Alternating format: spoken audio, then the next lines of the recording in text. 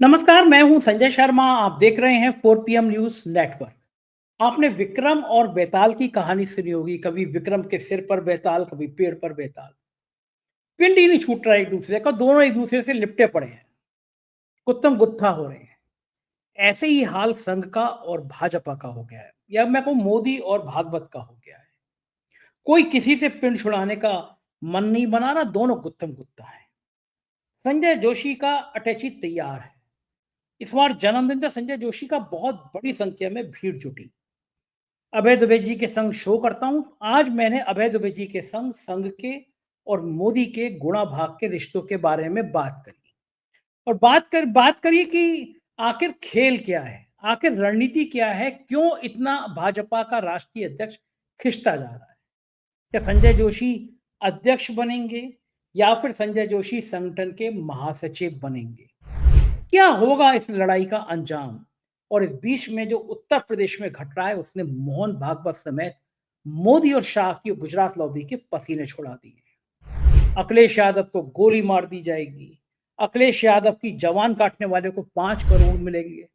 जिसने कहा गोली मार दी जाएगी वो क्षत्रिय समुदाय से ताल्लुक रखते हैं, और मुझे बताया गया जिसने कहा जवान काट के ले आओ वो 5 करोड़ रुपए मिलेंगे, वो ब्राह्मण समुदाय से ताल्लुक रखते हैं।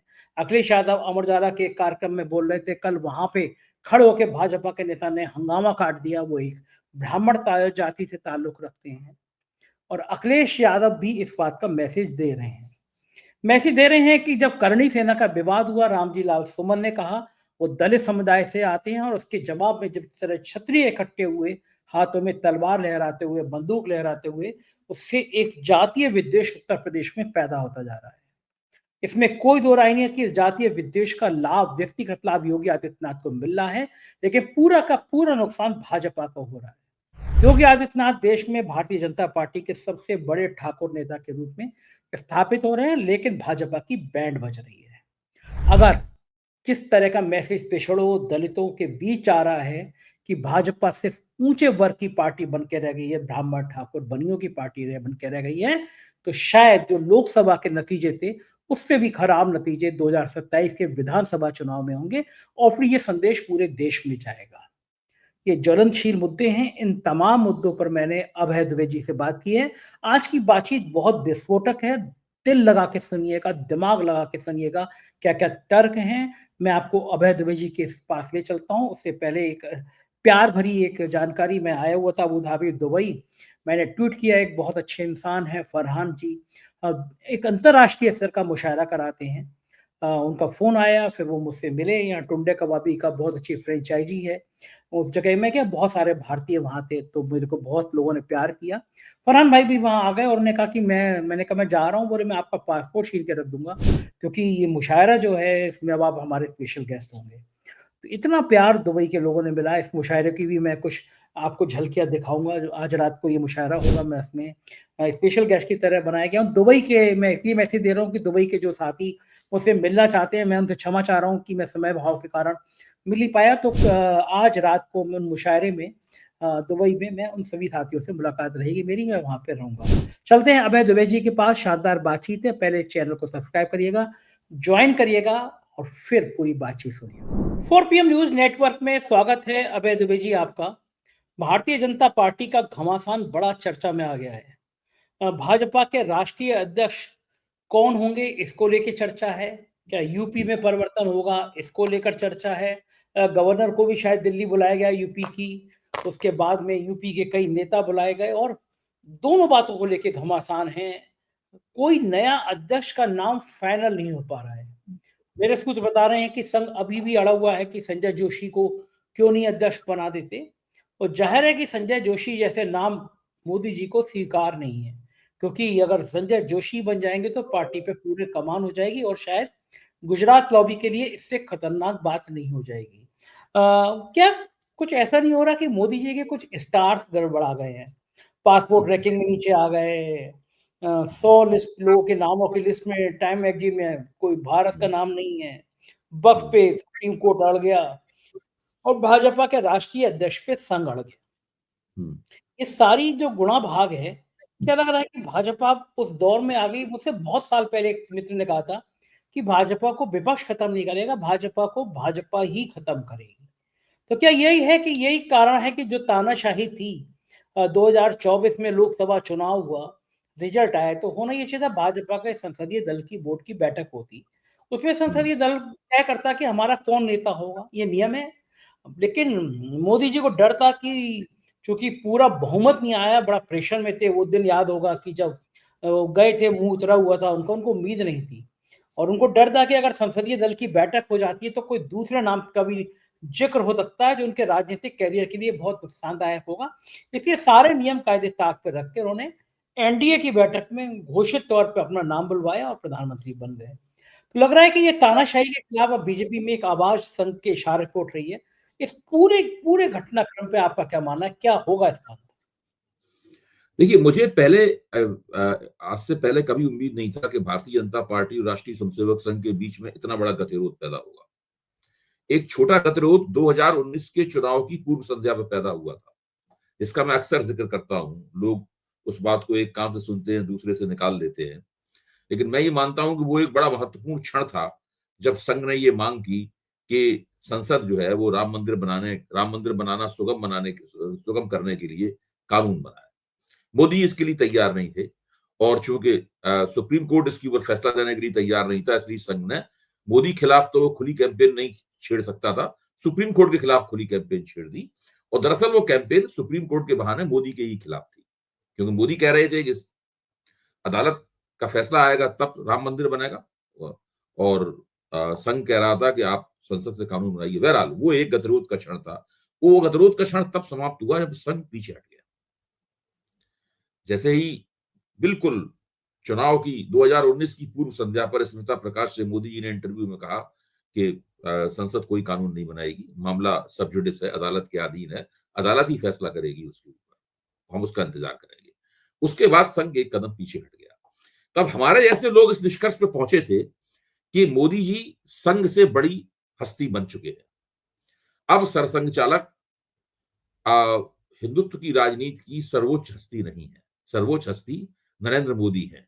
ये उस घटना के बाद से मैं इस निष्कर्ष पे पहुंचा था, और मेरे इस निष्कर्ष की तस्दीक उस समय हुई जबकि रामलला की प्राण प्रतिष्ठा में नंबर 1 पर मोदी जी थे और नंबर 2 पर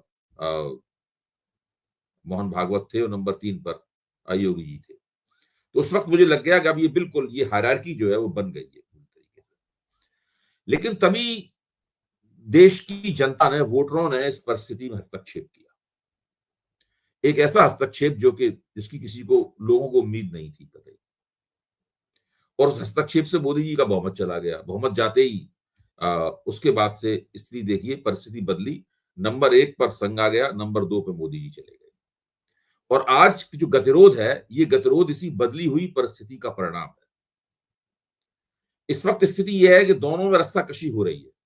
रस्साकशी में संघ मजबूत है, तगड़ा है, लेकिन मोदी जी भी अभी तक उन्होंने हार नहीं मानी है और वो लगातार मोहन भागवत की आंखों में घूर रहे हैं, और मोहन भागवत उनकी आंखों में घूर रहे हैं। कौन पहले पलक झपकाएगा ये तय हो रहा है। अंग्रेजी में कहते नहीं कि हु विल ब्लिंक फर्स्ट है, तो वो ये स्थिति चल रही है। मोहन भागवत का मानना यह है कि किसी ऐसे व्यक्ति को अध्यक्ष न बनाया जाए जिससे मोदी जी की प्रतिष्ठा उसके अध्यक्ष बनते ही सवालिया निशान में घिर जाए और मान लिया जाए कि मोदी जी का पराभव निकट है। अच्छा, इसलिए मुझे लगता है कि संजय जोशी को एक बड़ा महत्वपूर्ण पद दिया जा सकता है, एक बहुत अत्यंत महत्वपूर्ण पद दिया जा सकता है, लेकिन शायद उनको अध्यक्ष पद के लिए न रखा जाए कि उससे तो जिसको आपने प्रधानमंत्री बनाया है उसकी ही प्रतिष्ठा तुरंत खत्म हो जाएगी। हम सब लोग जानते हैं क्यों, इसको दोहराने की जरूरत नहीं है। तो संजय जोशी की भाजपा के संगठन में पुनर्स्थापना तो होगी, लेकिन अध्यक्ष पद पे होगी, मेरे ख्याल से अध्यक्ष पद पे नहीं होगी।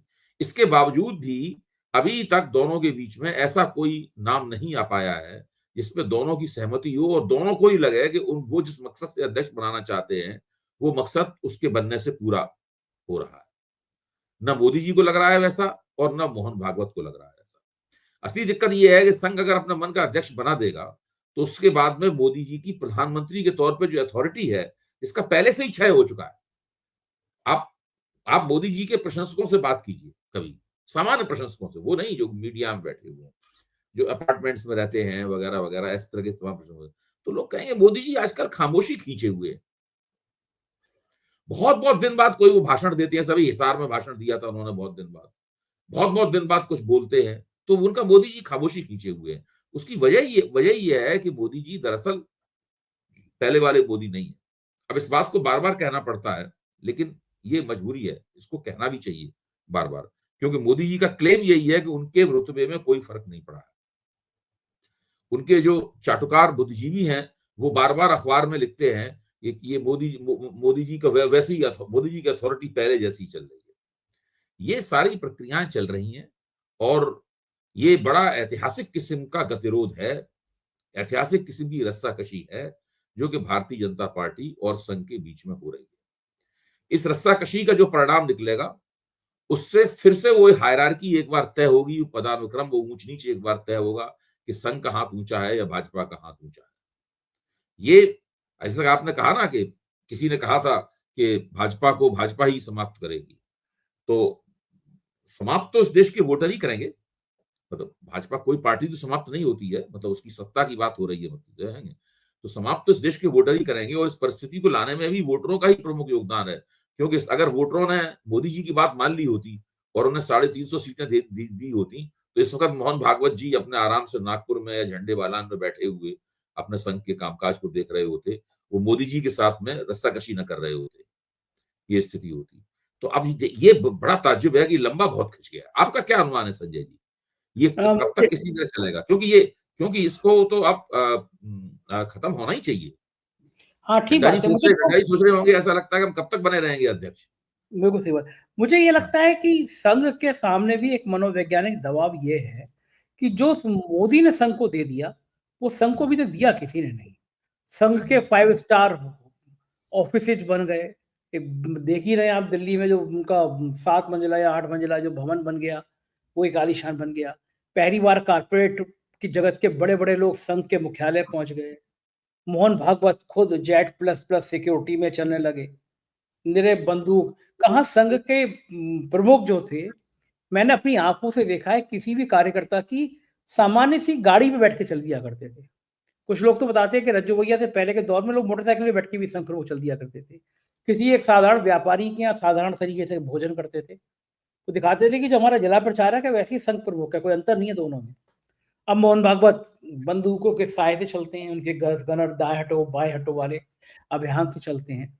तो ये जो पैसे की ताकत की जो चमक पैदा कर दी मोदी ने संघ के अंदर, क्या भाई जी इस चमक दमक से, इस ग्लैमर से संघ निकाल पाएगा, या मैं ये दूसरे शब्दों में कहूं कि एहसान चुका पाएगा मोदी का वो? देखिए, आपकी बात सही है, लेकिन मैं उसको थोड़े से दूसरे दृष्टिकोण से देखूंगा। मतलब आप जो बात कह रहे हैं वो गलत नहीं है, बिल्कुल ठीक कह रहे हैं आप। मेरा कहना है कि संघ की मोदी जी से नाराजगी इस वजह से नहीं है कि मोदी जी ने संघ का एजेंडा नहीं पूरा किया। इस वजह से नहीं है कि मोदी जी ने संघ को तमाम संपत्तियां अधिग्रहण करने का मौका नहीं दिया। इस वजह से नहीं है कि मोदी जी ने संघ को झंडेवालान पर एक 300 कमरों का एक बड़ी बिल्डिंग बनाने का मौका नहीं दिया। ये सारी इन बातों के लिहाज से तो मोदी जी से संघ खुशी है। भाई जितना भी संघ का विचारधारात्मक एजेंडा था, मोदी जी एक एक करके उसको पूरा कर रहे हैं। हाँ, पूरा कर रहे हैं। इसमें कोई शक की बात नहीं। और जब तक मोदी जी के ही नेतृत्व में 2 बार स्पष्ट बहुमत प्राप्त हुआ। अगर स्पष्ट बहुमत नहीं मिलता तो कर नहीं सकते थे ये सब काम। तो ये बात नहीं है। मतलब मेरा कहना है कि कोई भी अटल बिहारी वाजपेयी कभी वो काम नहीं कर पाए जो मोदी जी ने संघ के लिए किया है। अच्छा, मोदी जी, जहां तक विचारों का सवाल है, मोदी जी और संघ के विचारों में कोई फर्क नहीं है।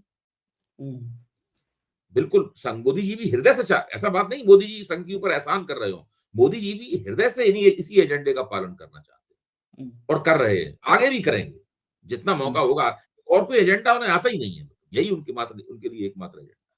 ये एजेंडा उनके भी हृदय से निकला है, जिस तरह मोहन भागवत के हृदय से निकला है। ये वो एजेंडा है जो पिछले 100 वर्ष में और उससे भी पहले से जो हिंदुत्व वाली राजनीति चल रही है सावरकर के जमाने से, ये एजेंडा उस राजनीति की देन है। थोड़ा बहुत शब्दों का हेर फेर होता रहता है, वो तो रणनीति के लिए इतिहास से होता है, वरना इस एजेंडे में और मोदी जी के एजेंडे में भागवत के एजेंडे में कोई फर्क नहीं है। और इस 10 साल सत्ता रही है, अगर भाजपा के पास इतना रुपया होगा तो कुछ ना कुछ तो संघ के चेहरे पे भी उस मलाई की चमक आएगी। यही वो बात तो है। आएगी आएगी, ज़ाहिर है। जब आप अच्छा भोजन करेंगे, उम्दा किसी हाई प्रोटीन फूड खाएँगे, लगातार रबड़ी, दूध, मलाई पे ही गुज़र-बसर आपकी होगी, तो चेहरे पे चमक तो आएगी ही आएगी। ये बात दूसरी है कि उससे आपकी हृदय की धमनियाँ भी फँस जाती हैं और आपको फिर स्टंट लगवाने पड़ते हैं, वो एक अलग बात है मतलब लेकिन चेहरे पे चमक तो आएगी, तो इस वक़्त संघ के चेहरे पे भी चमक है। दोनों के बीच का जो संबंध है, वो संबंध इस तरह का संबंध है कि मान लीजिए एक पूंजीपति अपने सबसे बड़े और सबसे अच्छे विश्वसनीय योग्य लड़के को अपना उत्तराधिकारी बनाता है और वो लड़का बिज़नेस को बहुत आगे भी बढ़ाता है। दूसरे चरण में पहुँचा देता है, तीसरे चरण में पहुँचा देता है लड़का बिज़नेस को। लेकिन फिर भी बाप संतुष्ट नहीं है उससे, क्योंकि बाप की बात नहीं मानता। ठीक बात वो बोली। बाप की बात नहीं मानता और वो साथ में ये भी दिखाता है बाप को कि तुमको आता नहीं था बिज़नेस चलाना सही और अब बात। तुम बीच में बोलना बंद कर दो। अब तुम केवल फिगर हेड हो, नाम मात्र के मुखिया हो मतलब। अब दरअसल हम हैं, हम हमारे अलावा और कुछ कोई नहीं है। तो ये जो जिच है मतलब अच्छा। दूसरे संघ की निगाह में एक विचारधारा के मुद्दों को आगे बढ़ाने की एक संस्कृति होनी चाहिए। विचारधारात्मक वो देश की जनता को एक खास तरह की आइडियोलॉजी का इंजेक्शन देना चाहते हैं।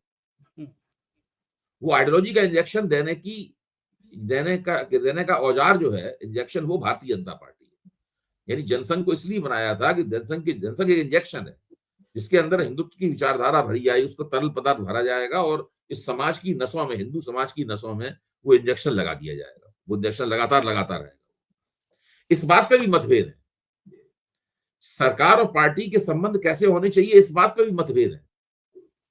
हुँ, मतलब यह है कि सरकार ही सब कुछ होगी और पार्टी उसका एक उपांग बन के रह जाएगी। जो हुँ। स्वयंसेवक होंगे वो रोज गा बजाकर सरकारी योजनाओं के पक्ष में प्रचार करेंगे, इसके अलावा और कुछ नहीं करेंगे। क्या सरकारी योजना ही हिंदुत्व की विचारधारा का पर्याय बन गई है? भाई ठीक है, लोगों को अगर उज्ज्वला योजना में फ्री सिलेंडर देना है घरों में महिलाओं को, तो वो है बात। अगर उनको डायरेक्ट बेनिफिट ट्रांसफर्स करने हैं, तो वो सरकार का काम है। और भी शौचालय बनवाने हैं, घर बनवाने हैं, बिजली पहुँचानी है, ये सरकार का काम है। लेकिन ये विचारधारात्मक शिक्षण नहीं है। ये तो सरकार को टिकाए रखने की युक्तियाँ और नीतियाँ हैं। हुँ, तो अब संघ का मानना यह है कि भारतीय जनता पार्टी के कार्यकर्ताओं का काम ये नहीं है। भारतीय जनता पार्टी के कार्यकर्ताओं का काम विचारधारा ले जाना है लोगों के बीच में। हुँ, हुँ। मोदी जी कहना ये है कि भारतीय जनता पार्टी का काम है हमें चुनाव जिताना और हमारी सरकार को टिकाए रखना, अगले चुनाव की तैयारी में लग जाना। बस ये और सिर्फ़ ये चुनाव चुनाव जीत लिया, तुरंत अगले अगले चुनाव की तैयारी में लग जाओ। संघ का सही कहना बात। है ये तो पार्टी करेगी ही, लेकिन साथ में विचारधारात्मक काम भी करना है। मोदी जी की बात ये समझ में नहीं आती है बात। मोदी जी मुझे इस तरह मानते हैं कि जो जो गैर भाजपा संघी है, यानी जो संघ के बहुत से स्वयंसेवक तो भाजपा में सक्रिय नहीं है।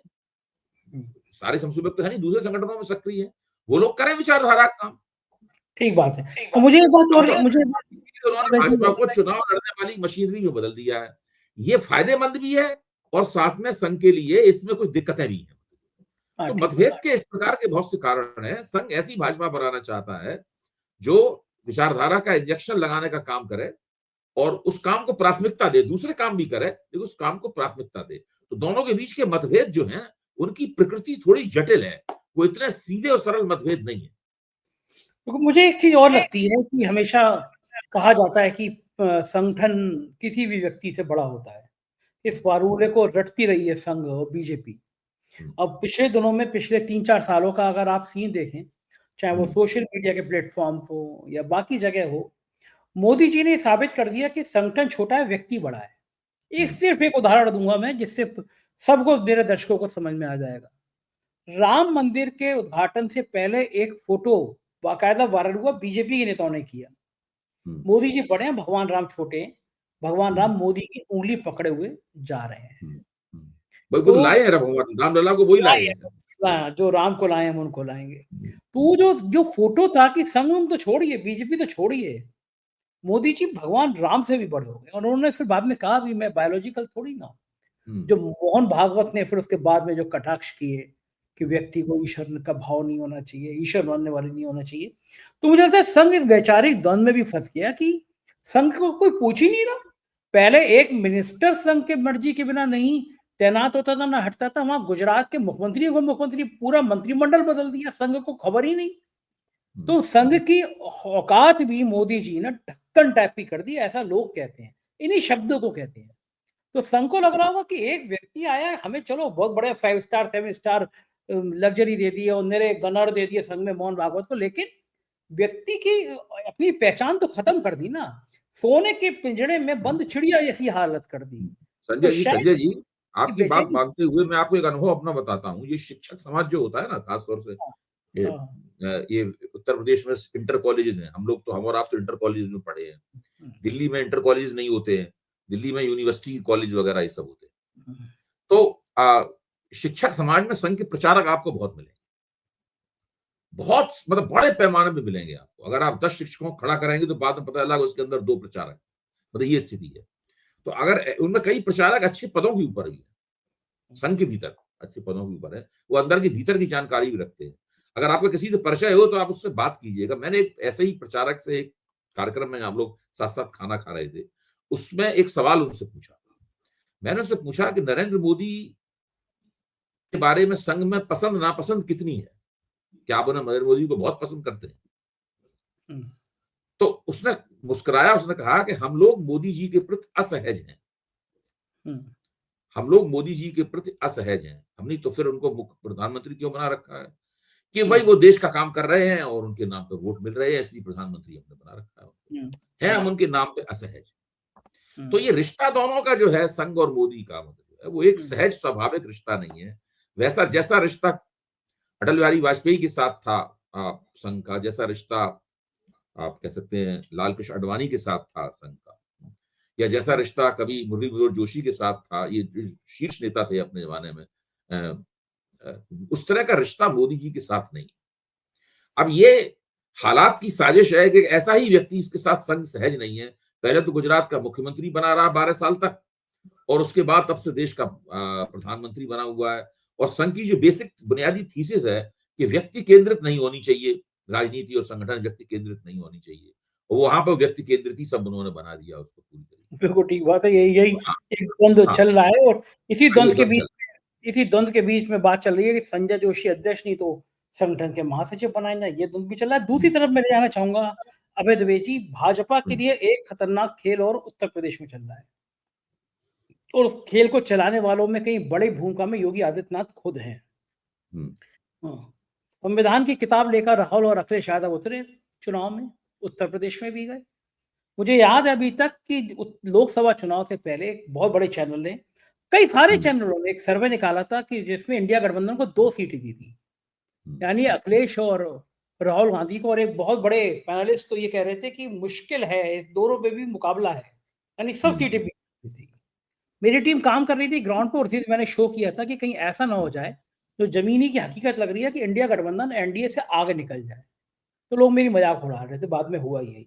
उस हुँ, लाल किताब ने पिछड़ों और दलितों में मैसेज दे दिया कि भाई बीजेपी जो है ना, ये संविधान के संग खेल करेगी। ये ऊँची ब्राह्मण ठाकुर बनी होगी पार्टी, ये मैसेज चला गया नीचे से। स्वामी प्रसाद मौर्य ने वो लाइन निकाल दी, ढोर गवार सूद पशु नारी, जे सब ताड़न के है अधिकारी। बोले पूछो बताओ तुम कहाँ हो? शूद्र तो महिला तो सब, ये सब तो ताड़ना के अधिकारी हैं। गाँव-गाँव में चली गई। मैं तो खुद गया दलित बस्तियों में, लोगों ने मुझसे सवाल किए कि साहब बताइए, उसमें इतने बड़े धार्मिक ग्रंथ में हमारे लिए लिखा हुआ है, मैसेज चला गया। नतीजा ये हुआ कि बीजेपी का डिब्बा गोल हो गया, ढक्कन हो गई बीजेपी उत्तर प्रदेश में। मोदी जी पूर्ण बहुमत की सरकार नहीं बना पाए, जो कहते थे अब की बार मोदी सरकार, अब कहते हैं अब की बार एनडीए सरकार। हुँ, लेकिन अब खतरनाक खेल फिर से शुरू हो गया। अखिलेश यादव को गोली मार देंगे, एक क्षत्रिय समुदाय के व्यक्ति ने कहा। अखिलेश यादव की जीभ काट लाओ, एक शायद ब्राह्मण समाज के लोगों ने कहा। एक नौजवान ने कहा। मैसेज वायरल हो रहा है कि अखिलेश यादव की जीभ काटने वाले को 5 करोड़ रुपए इनाम देंगे। और कल अमर उजाला के संवाद कार्यक्रम में एक बड़े 5 स्टार होटल में अखिलेश यादव बोल रहे थे। भारतीय जनता पार्टी के एक नेता खड़े होकर विवाद पैदा करने लगे। हंगामा मच गया। अखिलेश यादव ने कहा कि बीजेपी के नेता हैं, कार्यकर्ताओं को रोका, वरना कार्यकर्ता शायद बहुत ज्यादा हंगामा कर देते कि पुलिस ले जाएगी, तुम कुछ मत करो। समाजवादी पार्टी के लोगों ने कहा कि गलत परंपरा बन रही है नेता का। लेकिन नेता का विरोध करने वाले, अखिलेश यादव को गाली देने वाले, गोली मारने वाले, जीभ काटने वाले, आज कार्यक्रम में विरोध करने वाले ठाकुर या पंडित। और जिस मुद्दे को लेकर रामजी लाल सुमन को लेकर विवाद खड़ा हुआ, रामजी लाल सुमन दलित, करणी सेना विरोध में तलवारें बंदूकें लेके उतरी क्षत्रिय। यानी उत्तर प्रदेश में अब ऊंची जाति बनाम गैर पिछड़ी जाति का जो संघर्ष शुरू हो रहा है। अखिलेश यादव ने भी बिल्कुल चौके पे छक्का मारा, कहा कि फूलन देवी को पहली बार नेताजी संसद में ले गए थे। याद दिला दी उन्होंने कि फूलन देवी जिसके संग इतनी बेरहमी से बलात्कार हुआ था, उसकी हत्या का आरोप क्षत्रिय समुदाय के व्यक्ति पे लगा था। यानी जो बिहार में एक टाइम में संघर्ष होता था, भूमिहार सेना और रणवीर सेना यानी कोमुदी सेनाएं बन गई थी, उत्तर प्रदेश में धीरे धीरे ये सामाजिक विद्वेष बढ़ रहा है, जातिगत आधार पर बढ़ रहा है। ऊंची जाति बनाम पिछड़ी जाति, दलित जाति, ये हो रहा है। कितना खतरनाक है आज 2027 के लिए। अखिलेश यादव को तो आज वो उस कार्यक्रम में वे पीले रंग का गमछा पहन के गए, उन्होंने खुद कहा कि आप मुझसे पूछ ही नहीं कैसा है, मैं जगन्नाथपुरी गया था, अभी वहां का गमछा है। हमारे मुख्यमंत्री तो गए नहीं जगन्नाथपुरी आज तक, योगी आदित्यनाथ। यानी उनका कहना था कि कौन किस मंदिर में गया, किस मठ में गया, इसमें क्या विवाद होना चाहिए, जिसका मन हो वहां जाए।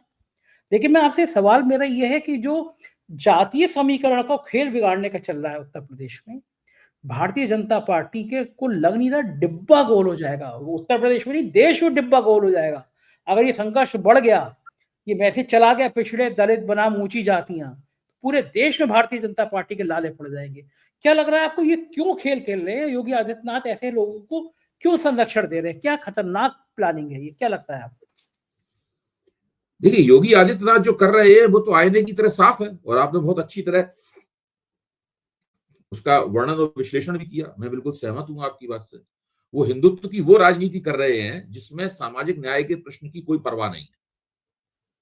उन्हें इससे कोई मतलब नहीं है कि दलित नाराज होते हैं तो हो जाएं, ओबीसी अगर नाराज होते हैं तो हो जाएं, इससे उनको कोई फर्क नहीं पड़ता। उनका वो सीधे सीधे लगातार हथौड़ा, हिंदुत्व का हथौड़ा बजा रहे हैं अपनी तरफ से। जो जिस प्रश्न का हम लोगों को जवाब नहीं मिल पा रहा है वो ये है कि आला कमान इस बात को देख रहा है, तो आला कमान के पास इस बात की को रोकने के लिए या इसमें कुछ संशोधन करने के लिए, रणनीति बदलने के लिए, या तो योगी आदित्यनाथ की राजनीति को बदले या योगी आदित्यनाथ को बदले। दोनों में एक चीज तो बदलनी पड़ेगी उन्हें, क्योंकि अगर उत्तर प्रदेश हार गए तो 2029 भी नहीं जीत पाएंगे फिर। मतलब कम से कम बहुत बड़ा सवालिया निशान लग जाएगा 2029 को। उत्तर प्रदेश के हारने से बहुत ही पूरी भारतीय जनता पार्टी की छवि में गुणात्मक गिरावट आ जाएगी। गुणात्मक और परिमाणात्मक, मात्रा और गुण दोनों की दृष्टि से छवि बहुत ज्यादा नीचे गिर जाएगी उसकी। तो अब आला कमान क्या सोच रहा है, संघ क्या सोच रहा है? संघ मतलब आला कमान के साथ आप संघ भी जोड़ दीजिए। भाजपा का राजनीतिक शीर्ष और राष्ट्रीय स्वयंसेवक संघ क्या सोच रहा है, क्योंकि आखिरकार योगी आदित्यनाथ उत्तर प्रदेश के मुख्यमंत्री बने हुए, तो इसमें संघ का हाथ है। तो क्या संघ इस बात का उत्तर प्रदेश में एक प्रयोग करना चाहता है कि सिर्फ हिंदुत्व और हिंदुत्व के नाम पर ही 2027 का चुनाव लड़ा जाए? एक बार देखा जाए कि हिंदुत्व के नाम पर दलित और ओबीसी जातियां हिंदू एकता में शामिल होती हैं या नहीं होती हैं। ऊंची जातियां शामिल होंगी, इस बात की गारंटी उन्होंने कर दी है, ये सुनिश्चित हो गया है, ऊंची जातियां शामिल होंगी। ऊंची जातियों का क्या मतलब हुआ? ब्राह्मण, ठाकुर, बनिया, भूमिहार, कायस्थ और एक सीमा तक जो बहुत ही अमीर और ताकतवर किसान जातियां हैं, उनके कुछ हिस्से, जाटों के कुछ हिस्से वगैरह वगैरह, इस तरह से लोग। मुख्य तौर पर यह है ऊंची जातियों का समुदाय। तो ये तो भाजपा को वोट देंगी। संघ ये देखना चाहता है कि योगी आदित्यनाथ के नेतृत्व, क्या लगा रहा हूं, क्या योगी आदित्यनाथ के नेतृत्व में जो ओबीसी और दलित जातियां हैं, वो उनका एक सारा तो नहीं, लेकिन उनका एक बड़ा हिस्सा वो इधर आता है कि नहीं आता? क्योंकि अगर वो हिस्सा इधर नहीं आएगा तो अखिलेश का पीडीए कामयाब हो जाएगा, पीडीए की एकता हो जाएगी। पीडीए की एकता क्या मतलब हुआ? 42% ओबीसी, 20% दलित, 62% हो गया, 18-19% मुसलमान, 20% मान लीजिए। कम से कम 75 से 80% का वोटिंग ब्लॉक। इसके अगर 50% वोट भी मिल गए इंडिया गठबंधन को, झाड़ू लग तो जाएगी। भारतीय जनता पार्टी का पूरे उत्तर प्रदेश में सुपड़ा साफ हो जाएगा। पूरे देश में मैसेज गंदा चला जाएगा, पूरे देश में चला। अभी हम लोग उत्तर प्रदेश में फोकस कर रहे हैं, देश पे तो इसका असर हो गई, वहां उनको सुपड़ा साफ हो जाएगा वहां पे। तो मैं ये कह रहा हूं कि ये ध्यान कीजिए, लोकसभा चुनाव से पहले जो भूमिका आज रामजी लाल सुमन निभा रहे हैं, या जिस तरह की भूमिका इंद्रजीत सरोज ने एक वक्तव्य में दिखाई है, इंद्रजीत सरोज का भी वक्तव्य आया ना, इनकी भूमिका आई है, वैसी ही भूमिका स्वामी प्रसाद मौर्य जैसे लोगों ने लोकसभा चुनाव से ठीक पहले निभाई थी। वो ऐसी ही आक्रामक बातचीत किया करते थे, ब्राह्मणों की आलोचना किया करते थे, द्विजों की आलोचना किया करते थे, और उसके बाद उसके मुकाबले सनातन का राग अलापा जाता था। आज भी लगभग वही उसी तरह का राग अलापा जा रहा है, सनातन का। आज एबीपी पर एक कार्यक्रम था, इस कार्यक्रम में मैं भी शामिल था बहस में, उसमें संदीप चौधरी ने आंकड़े दिए कि उत्तर प्रदेश दलितों के ऊपर अत्याचारों में नंबर 1 पे है सारे देश में। बाप रे। उन्होंने राष्ट्रीय अपराध ब्यूरो के आंकड़े दिए, आप एबीपी का कार्यक्रम देख लीजिए, उसमें सारे आंकड़े स्क्रीन पे आते हैं। और उनका कहना है कि अखिलेश यादव के शासनकाल में 3 वर्ष उन्होंने लिए और 3 वर्ष उन्होंने योगी आदित्यनाथ के शासनकाल में लिए। तो योगी आदित्यनाथ के, अखिलेश यादव के शासनकाल में दलितों के ऊपर जो अत्याचार हुए थे, उससे योगी आदित्यनाथ के उतनी ही अवधि में जो अत्याचार हुए हैं वो 54% ज्यादा है, 54% ज्यादा है। ओहो। दिन रात अत्याचार हो रहे हैं, दलितों के ऊपर बलात्कार हो रहा है। जब वो घोड़ी भी चढ़ के जाते हैं तो उनको राजपूत लोग डंडों से पीट रहे हैं बुरी तरीके से। और ये सिलसिला अभी से जारी नहीं है, जब से योगी आदित्यनाथ मुख्यमंत्री बने हैं तब आपको ध्यान कीजिए, उत्तर प्रदेश, पश्चिमी उत्तर प्रदेश में जाटवों में और राजपूतों के बीच में बड़ा जबरदस्त लंबा संघर्ष चला था। मेरे ख्याल से चंद्रशेखर तो उसके बाद ही जन उपजे हैं, चंद्रशेखर की हस्ती उभरी उसी संघर्ष से। हाँ, तो मैं आपको केवल याद दिला रहा हूँ, पूरा परिप्रेक्ष्य ही है। या तो यह कि प्रयोग है, देखिए, यह तो संघ का एक प्रयोग है कि इसको करके एक बार देखते हैं या इस प्रयोग में या तो ये कामयाब हो जाएंगे। अगर ये कामयाब हो गए तो भाजपा सबका सुपड़ा साफ कर देगी, और अगर कामयाब नहीं हुए तो भाजपा का सुपड़ा साफ हो जाएगा। अच्छा, इस बात को लेके जरूर ही मोदी जी और शाह जरूर कुछ ना कुछ वो होंगे, चिंतित होंगे। दूसरे एक और सिनारियो हो सकता है, एक और नजारा हो सकता है। योगी आदित्यनाथ सोच रहे होंगे मैं तो इसी तरह पॉलिटिक्स करूंगा, और कह देगी साफ तौर पर, अगर आपको भाजपा को जिताने की, अगर 2027 में भाजपा को जिताने की गर्ज है तो आइए प्रबंधन कीजिए दलित वोटों का। ठीक बात है, मैं तो प्रबंधन कीजिए, अमित शाह का काम है, उनका काम मानना है, मेरा काम नहीं है ये। और वो तो एक स्ट्रेटेजी ये है कि वो तो जैसे मान लीजिए हम कहें हमें तो फलाने आदमी की आलोचना करनी है 4 PM पे, अगर संजय जी को समस्या है तो उसको दूसरे तरीके से बैलेंस करते रहे। सही बात है। तो दूसरा योगी आदित्यनाथ, मैं ही कह रहा हूँ, या तो ये नजारा है या फिर ये नजारा है, ये सब इस तरीके से चल रहा है पूरा मामला। बिल्कुल ठीक बात है। और योगी आदित्यनाथ का एक गेम तो पूरा हो ही रहा है कि वो बीजेपी के अंदर सबसे बड़े ठाकुर नेता के रूप में स्थापित हो रहे हैं। मतलब राजनाथ सिंह की उम्र हो गई, शांत रहते हैं, अब बीजेपी में उनके मुकाबले का कोई ठाकुर नेता भी नहीं बच रहा। तो अब ये क्षत्रियों का कम प्रभाव थोड़ी ना है, भली का आबादी कम हो लेकिन गांव देहात में उनका प्रभुत्व तो रहता ही है। खतरनाक खेल। देखिए, इन चीजों के संदेश आबादी की संख्या से ज्यादा होते हैं। हाँ। लेकिन हाँ, ये है कि पिछड़े दलितों में इसका बहुत खतरनाक संदेश इस खेल का जा रहा है। मुझे लगता है बीजेपी को बहुत भारी नुकसान हो जाएगा। बहुत शुक्रिया अभय जी, आपने इतना समय दिया, थैंक यू। अभय दवे जी ने आज जिन तर्कों के साथ बात रखी वो शायद पूरी राजनीति के लिए भूचाल लाने वाला है। कैसी लगी बातचीत बताइएगा जरूर। बहुत शुक्रिया, थैंक यू।